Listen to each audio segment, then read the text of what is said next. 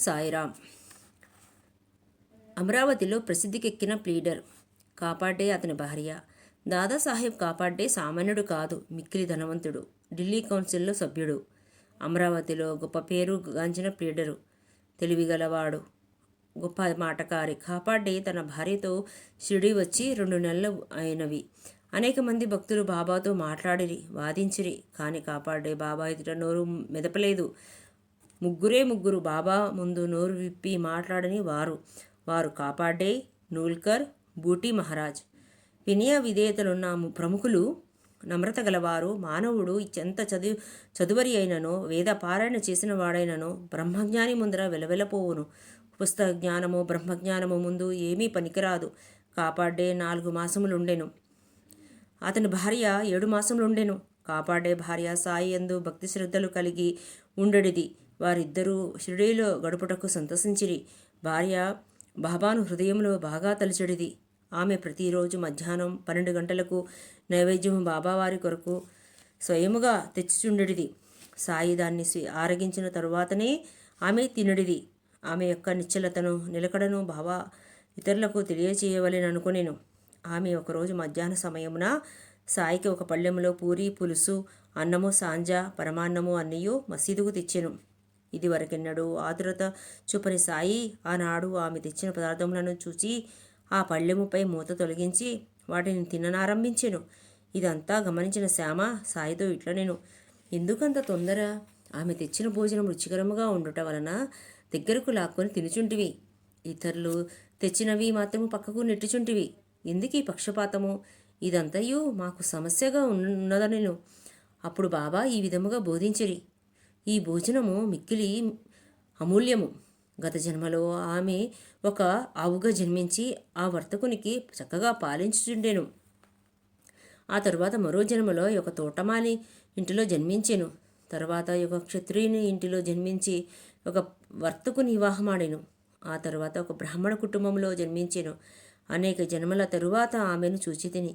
కాబట్టి నేను ఆమె తెచ్చిన పళ్ళెరము నుండి ప్రేమతో కూడిన ముద్దలు ఇంకా తినండి అనుచు బాబా ఆ పళ్ళెము ఖాళీ చేసెను. చేతులు నోరు కడుక్కొని తుడుచుకుంటూ వచ్చి బాబా తిరిగి గద్దెపై కూర్చుండెను. ఆమె సాయి చెంతకు చేరి నమస్కరించి పాదములను నొత్తుచుండెను. బాబా ఆమెతో మాట్లాడ తలచెను.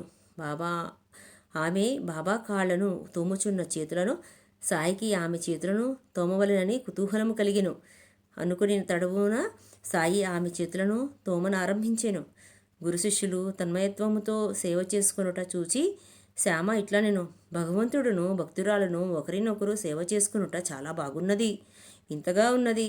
ఆమె యథార్థమైన ప్రేమకు సంతోషించి సాయి ఆమెను రాజారాం అను మంత్రమును ఎల్లప్పుడూ జపించమని తెలిపిరి. మరియు నీవిట్లు చేసినచో నీ జీవితాశయము నెరవేరును.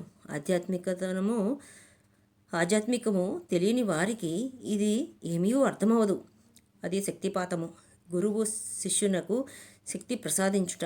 సాయి మాటలెంత ఫలమైనవి, బలమైనవి. ఆ క్షణంలోనే ఆమె హృదయమున ఆ పదములు ప్రవేశించి స్థిరపడినవి. ఈ విషయం గురువునకు శిష్యుని గురించి మనకు బోధించున్నది.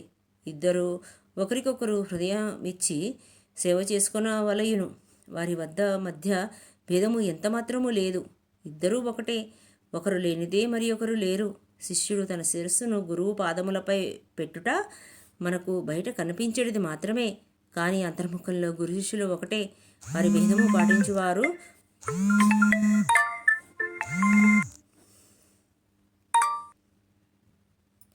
భేదములు పాటించువారు సర్వపక్వమునకు రానివారు, సంపూర్ణ జ్ఞానము లేనివారు. మానవుడు సముద్ర స్నానం చేయునంతనే అన్ని తీర్థములలోనూ పుణ్య నదుల్లోనూ స్నానం చేసినంత పుణ్యము సంపాదించును. అట్లాగే మానవుడు సద్గురువు పాదములను ఆశ్రయింపగానే త్రిమూర్తులకు బ్రహ్మ విష్ణు మహేశ్వరులకు నమస్కరించిన ఫలముతో పాటు పరబ్రహ్మమునకు కూడా నమస్కరించిన ఫలితం లభించును. సద్గురువు కోరికలను నెరవేర్చి కల్పతరువు.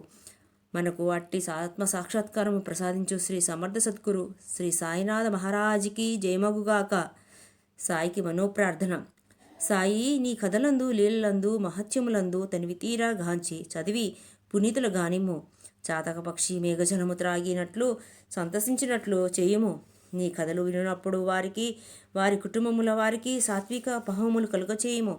వారి శరీరములు చెమరించుగాక, వారి నేత్రములు కన్నీటితో నిండి వారి ప్రాణములు స్థిరపడుగాక, వారి మనసులు ఏకాగ్రత చెందును, వారికి గగుర్బాటు కలుగుగాక, వారిలో తారతమ్య భేదములు వైషమ్యములు నిష్క్రమించుగాక. ఇట్లు ధ్యానించిన తరువాత గురువుగారి కటాక్షం లభించినది అని భావింపవలెను. ఈ భావము నీలో కలిగినప్పుడు గురువు మిక్కిలి సంతసించి ఆత్మసాక్షాత్కారమునకు మార్గం చూపును. మాయాబంధముల నుండి స్వేచ్ఛ పొందుటకు బాబాను హృదయపూర్వకముగా శరణాగతి వేడవలేను. వేదములు నిన్ను మాయా సముద్రము నుండి దాటించలేవు. సద్గురువే ఆ పని చేయగలరు. సర్వజీవకోటి యందును బహుమతిని చూచినట్లు అనుగ్రహించెదరు. ఓం సాయిరామ్.